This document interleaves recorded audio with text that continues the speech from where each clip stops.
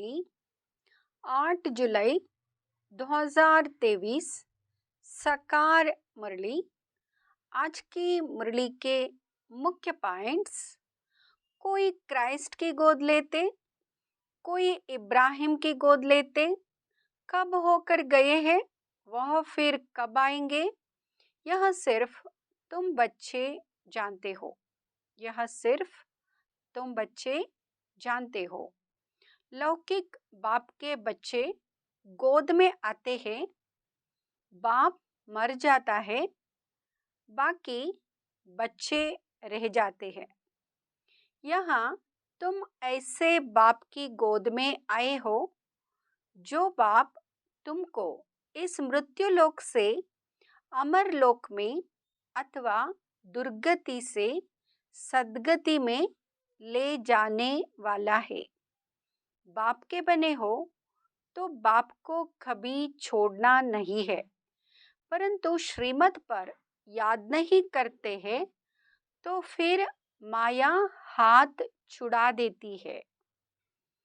गोद तो ली, शुरू में चलते आए, अच्छे अच्छे बड़े मीठे बच्चे जिनको विजयी माला में 3-4 नंबर में रखते थे, वह भी आश्चर्यवत भागंती हो गए। सुनेंगे ईश्वरीय महावाक्यों को विस्तार से। मीठे बच्चे, प्रतिज्ञा करो, जब तक सतयुगी स्वराज्य स्थापन नहीं हुआ है तब तक हम सुख की नींद नहीं सोएंगे। पवित्र बनकर सबको पवित्र बनाएंगे। प्रश्न: ड्रामा में कौन सी मौत होना भी जैसे संगम युग की रस्म है? उत्तर: विजय माला में आने का पुरुषार्थ करने वाले अच्छे अच्छे बच्चे भी आश्चर्यवत सुनंती खतंती फिर भागंती हो जाते, अर्थात मर जाते हैं। ऐसी मौत भी संगम युग की जैसे रस्म बन गई है। श्रीमत पर ना चलने से माया हरा देती है। बाप का बनकर हाथ छोड़ा तो गोया मर गया, तकदीर पर लकीर लग जाती है। गीत: दर पर आए हैं कसम लेके। ओम शांति। मीठे मीठे जीते जी मरने वाले बच्चों ने यह गीत सुना। जो जीते जी कुर्बान गए हैं, सब तो कुर्बान नहीं गए हैं। नंबरवार पुरुषार्थ अनुसार जीते जी मरते हैं। जब कोई गोद में लेते हैं या अडॉप्ट करते हैं तो एक परिवार को छोड़कर दूसरे परिवार का बनते हैं। बच्चे जानते हैं हम आसुरी परिवार से मरकर अभी ईश्वरीय परिवार के बने हैं। ईश्वर ने आकर गोद में लिया है। अज्ञान काल में कोई ईश्वर की गोद नहीं लेते हैं, धर्म के गुरु की गोद ले लेते हैं। जैसे वल्लभाचारी श्री कृष्ण के मंदिर में बच्चे को श्री कृष्ण की गोद में देते हैं, परंतु वह तो है जड़ चित्र, इसलिए फिर ब्राह्मण पुजारी गोद में ले लेते हैं वैष्णव बनाने के लिए। ऐसे गोद में तो बहुत लेते हैं। बच्चे जानते हैं बरोबर उनकी गोद लेते जो होकर गए हैं। कोई क्राइस्ट की गोद लेते, कोई इब्राहिम की गोद लेते, कब होकर गए हैं, वह फिर कब आएंगे, यह सिर्फ तुम बच्चे जानते हो। अभी तुम जीते जी मरे हो, तुमको एक बाप की याद में रहना है। लौकिक बाप के बच्चे गोद में आते हैं, बाप मर जाता है, बाकी बच्चे रह जाते। यहाँ तुम ऐसे बाप की गोद में आए हो जो बाप तुमको इस मृत्युलोक से अमरलोक में अथवा दुर्गति से सद्गति में ले जाने वाला है। मनुष्य मात्र का सद्गति दाता एक ही है। ऐसे नहीं कि सद्गति सिर्फ तुमको मिलती है, सद्गति तो सबको जरूर मिलती है, परंतु ड्रामा अनुसार किसको सतो प्रदान, किसको सतो, किसको रजो तमो सद्गति मिलती है। भल तमो में आते हैं तो भी पहले आने से दुख नहीं भोगते, पहले सुख जरूर भोगना है, अंत में तो सभी दुख भोगते हैं। बाप कहते हैं कि सद्गति दाता पतित पावन मैं एक ही हूँ। पहले पहले जो आत्माएं आती है वह सुख भोगती है, फिर दुख में आती है। तुम भी नंबरवार पुरुषार्थ अनुसार पहले सतो प्रधान फिर सतो रजो तमो में आते हो। तुम भी नंबरवार सदगति को पाते हो। मुख्य 8 दाने गिने जाते हैं ना। अब तुम सब द्रौपदियां हो, बाप के बने हो, तो बाप को कभी छोड़ना नहीं है। परंतु श्रीमत पर याद नहीं करते हैं तो फिर माया हाथ छुड़ा देती है। गोद तो ली, शुरू में चलते आए, अच्छे अच्छे बड़े मीठे बच्चे जिनको विजयी माला में 3-4 नंबर में रखते थे, वह भी आश्चर्यवत भागंती हो गए। यह भी इस संगम युग की रस्म रिवाज है। आश्चर्यवत सुनंती कथनती मरती यहाँ होता रहेगा। कहेंगे ड्रामा में इनका यहाँ मौत था, बाप का बनकर फिर हाथ छोड़ा तो गोया मर गया। है तो भल इस दुनिया में, परंतु जीते जी यहाँ से निकलकर आसुरी दुनिया में चला गया। कोई कारण तो बनता है ना। भल कहेंगे ड्रामा, परंतु श्रीमत पर ना चलने से माया से हार खा लेते हैं। तकदीर पर लकीर लग जाती है। ईश्वर का बनने से फिर होती है माया से लड़ाई। बाकी देवताओं और असुरों की लड़ाई नहीं होती है। माया असुर है जो जीत पा लेती है। अच्छा, अब बच्चे लिखते हैं कि राखी बंधन के त्योहार पर क्या करें। हर त्योहार पर तैयारियां तो करते हैं ना। रक्षाबंधन पर्व के उपलक्ष्य में इन एडवांस जाकर राखी बांधते हैं। इसका पूरा रहस्य भी बुद्धि में होना चाहिए। आगे तो ब्राह्मण ब्राह्मणियां राखी बांधते थे। अब यहाँ रिवाज निकला है कि बहन भाई को राखी बांधती है। असल में ब्राह्मण राखी बांधते थे, क्योंकि ब्राह्मण जाति उच्च स्वच्छ गाई हुई है।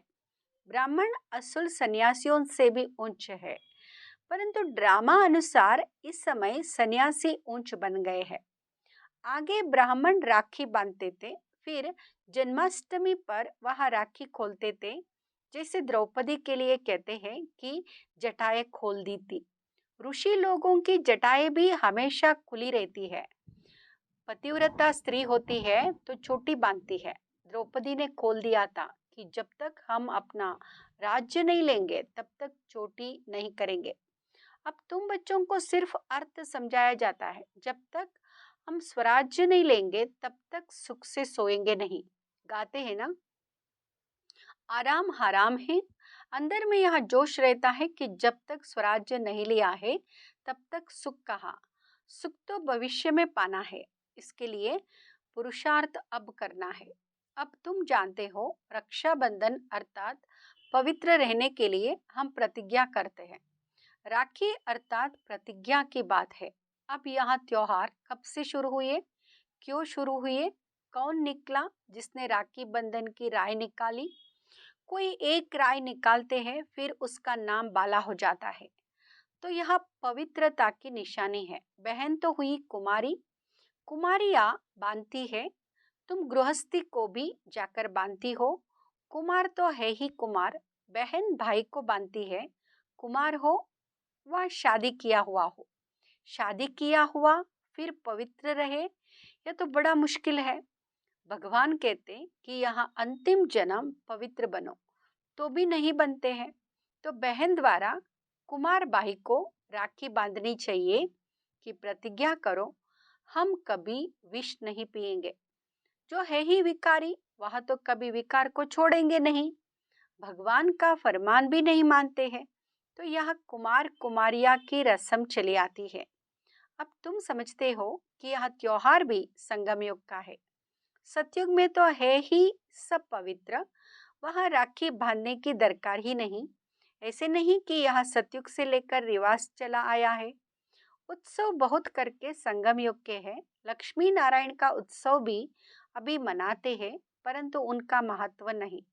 श्री कृष्ण जयंती मनाते हैं, परंतु पहले तो श्री कृष्ण को ऐसा किसने बनाया, यह बताओ। विचारों को मालूम नहीं, यह भी क्लियर कर लिखना है।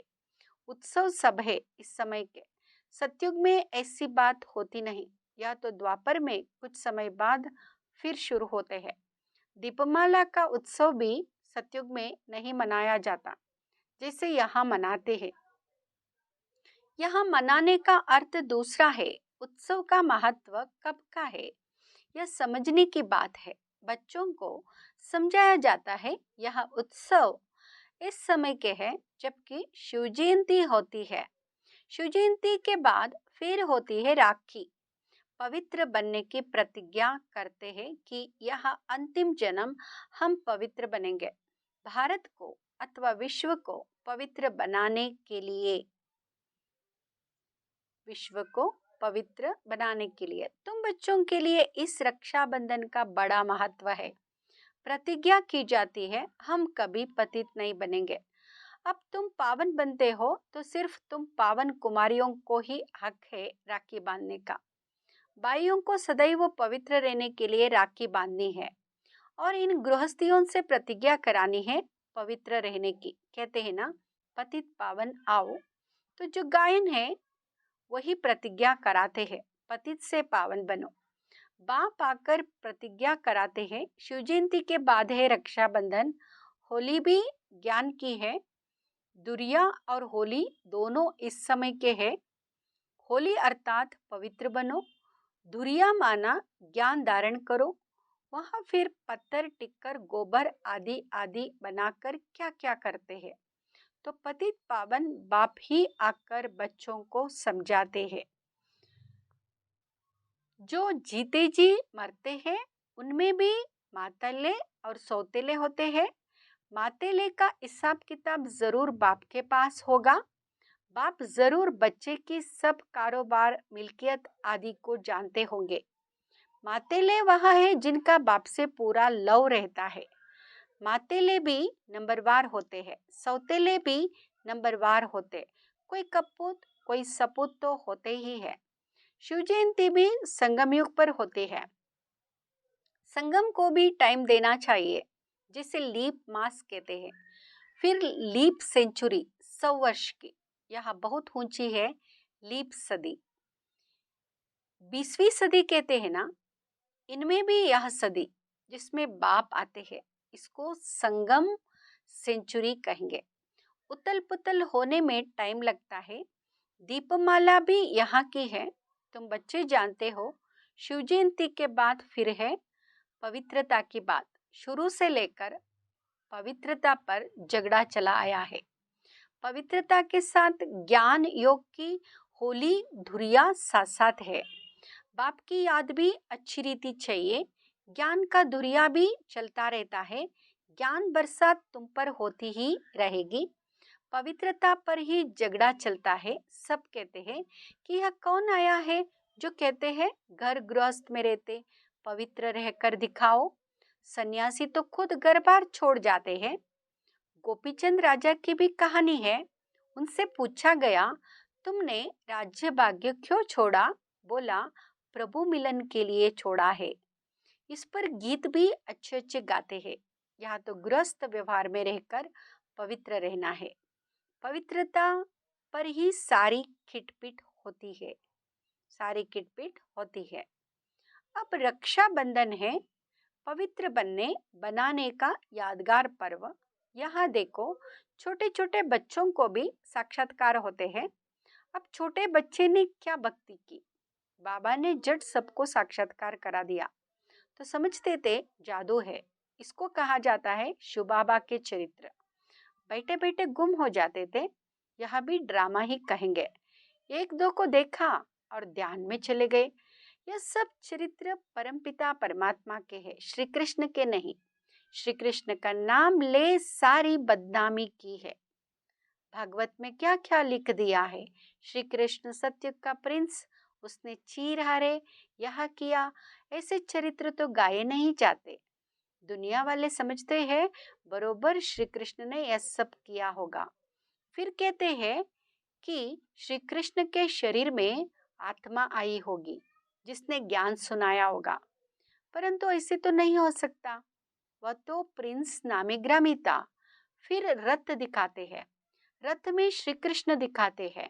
घोड़े गाड़ी पर बैठ पाठशाला चलाई जाती है क्या? यहाँ है राजयोग की पाठशाला। कहाँ उन्होंने युद्ध का मैदान दिखाया है और कहाँ तुम्हारी यह युद्ध? यहाँ है माया पर जीत पाने की युद्ध। तो तुम बच्चों को रक्षाबंधन पर समझाना है। रक्षाबंधन अर्थात पतितों को पावन बनाने के लिए स्वयं परमपिता परमात्मा आए हैं। तुम ब्रह्मा कुमारियां हो जो गाई हुई हो। कुमारी वह जो 21 कुल का उद्धार करे। संगम की ही बात है। फिर यह उत्सव सतयुग आदि में नहीं चलता। राखी बंधन के बाद फिर है श्री कृष्ण जयंती, क्योंकि सतयुग में पहला नंबर जन्म है श्री कृष्ण का। उनकी भी राजधानी है। वहाँ इस समय प्रतिज्ञा करते श्री कृष्ण के कुल में जाने के लिए। यह राजयोग है। तुम नर से नारायण बनते हो। लक्ष्मी नारायण की जीवन कहानी है नहीं। बाप ने समझाया है राधे कृष्ण सो लक्ष्मी नारायण की जीवन कहानी। श्री कृष्ण का जन्मदिन मनाते हैं। अच्छा, नारायण जयंती कहाँ?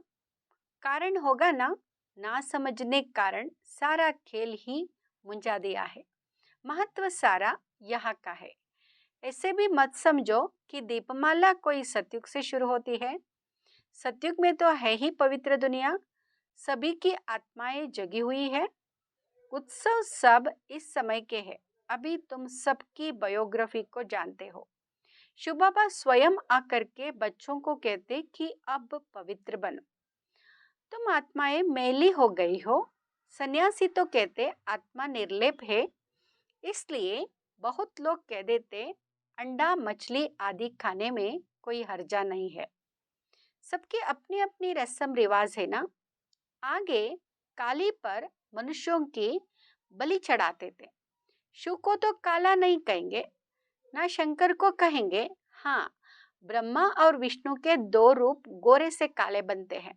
ये सब बाप बैठ समझाते हैं।